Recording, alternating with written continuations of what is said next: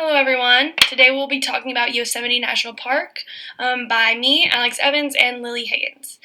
Just to give you a little overview about the park, Yosemite National Park is an American national park located in the western Sierra Nevada of Central California, bounded on the southeast by Sierra National Forest and on the northwest by Stanislaus National Forest. The park is managed by the National Park Service and covers an area of 748,436 acres and sits in four countries or counties, centered in Tulum and Mariposa, extending north and east to Mono and south to Madera County.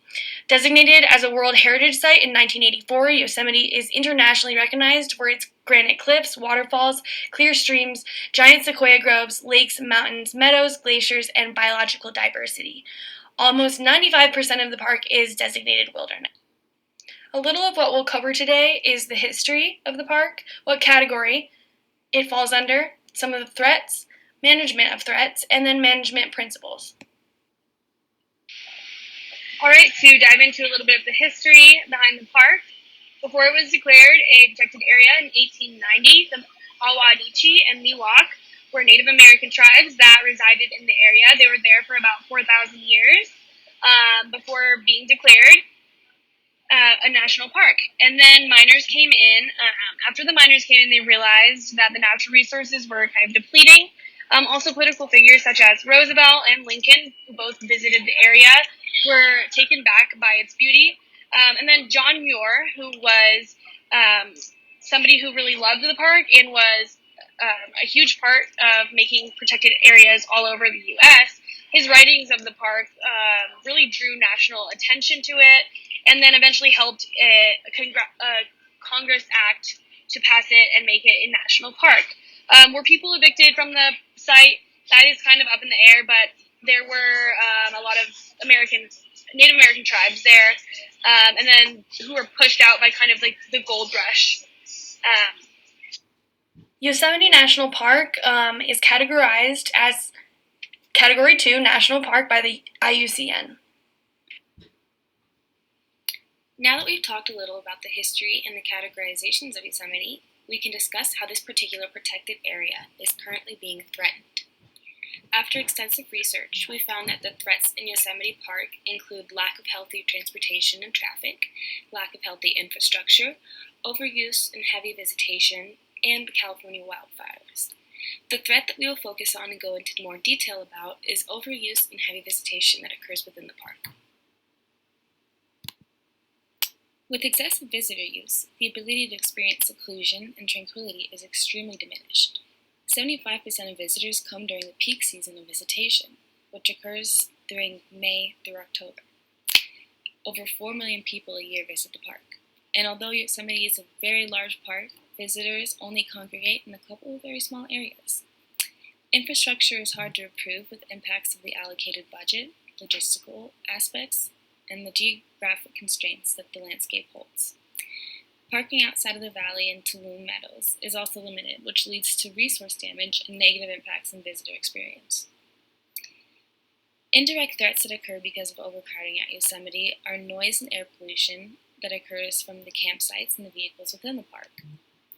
Examples of research to combat this include correlating the entrance station traffic volumes to crowding congestion at traffic sites and understanding how crowding affects traffic time on the Half Dome cables. So that's just a couple of little things that the park is doing to try to combat this so far.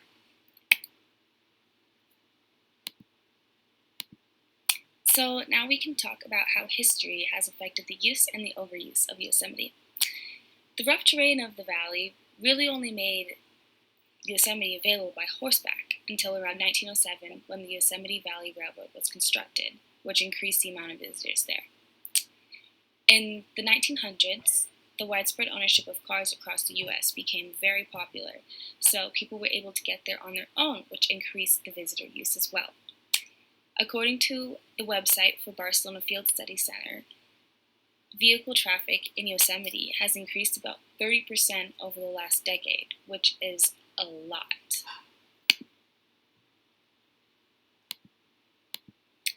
When it comes to the management of threats within the park, Yosemite Park has different management tools to address those threats.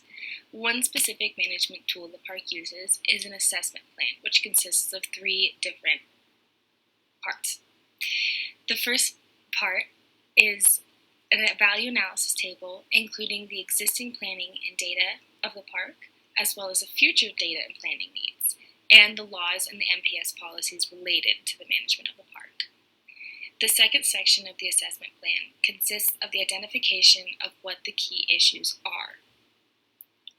The third and final aspect of the assessment plan consists of the identification of planning and data needed to address those key issues that were identified in the previous step. When it comes to the different threats within the park, there is a criteria for the prioritization of the threats. Some things to consider are the need for regional review or approval, if the initiation of the effort is reasonably foreseeable, the emergency or urgency of the issue, if the threat is undermining the protection of the fundamental resources and values of the park, if it's going to enhance visitor experience, or if it addresses multiple interrelated issues. After an assessment plan was conducted within the park, there were high priority planning needs that were identified by park staff and outlined as visitor use management strategy, housing management strategy, and tour bus management strategy. All of these things being the proximate causes for the ultimate cause of overcrowding and congestion within the park. To address these things, the park decided to create the Merced River Plan. We'll go into detail about that. We can now go into detail about the management plan that Yosemite decided to create to combat their overuse and congestion within the park. This is the Merced River Plan. It did begin in 2014, but it will take up to 20 years, so very, very long time. The goals of this project include protecting the river's health and resources, preserving and enhancing recreational opportunities for the guests, improving the transportation system, and managing visitor use. There are 8 ongoing projects that include establishing river boundaries, establishing the river's remarkable values, documenting the water quality and the free-flowing conditions of the river, establishing a visitor use and user capacity management plan, retaining historic bridges along the river, removing informal roads and trails, and expanding lodging and parking so that the visitors can access the areas a little easier. There are a couple ongoing research projects to support the restoration work as well as the management of infrastructure along the river to ensure that the work being conducted is sustainable and helpful and is going to create a more enjoyable experience for visitors to experience more solitude within these specific valleys. We can talk about if it's helpful or not. There was a study conducted in 2014 showing how climate change is creating issues for the Merced River Plan. As California has snow-dominated watersheds, climate change is resulting in reduced snowpack storage and stream flow and changing seasonal flow patterns that will challenge the resilience of water, energy, agriculture, and ecological systems within the park. So, that being said, it's not as successful as it could be if climate change was not interfering with California's already limited water supply. That being said, there is still much success across improving visitor experience, preserving cultural aspects of the park, and establishing a healthy river, all of these things meeting the goals listed above.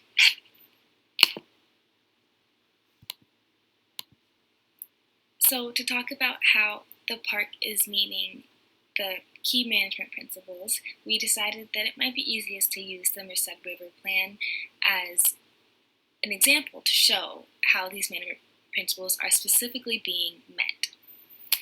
The first management principle that we think is shown in this Merced River project is that management should facilitate rewarding, safe, and enjoyable experiences for visitors without compromising conservation.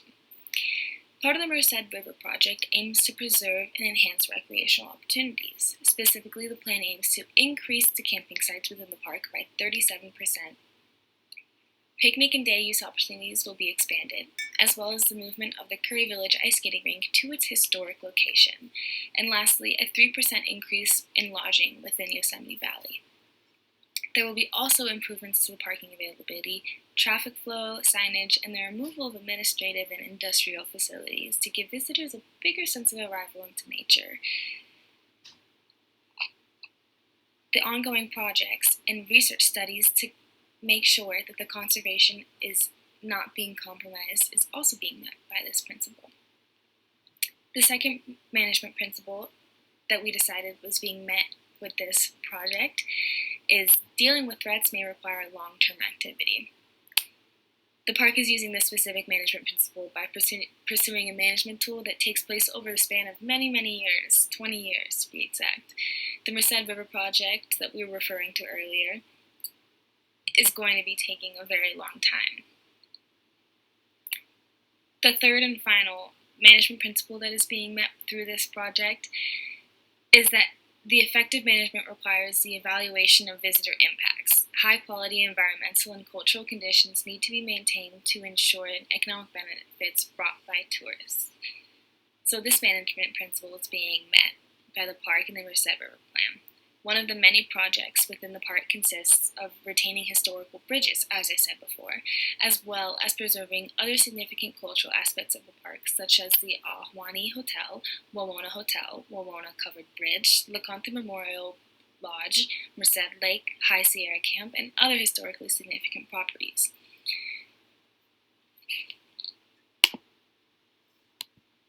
Thank you so much for sticking through this presentation, and we hope that you learned a little bit about Yosemite and how they manage threats within their park.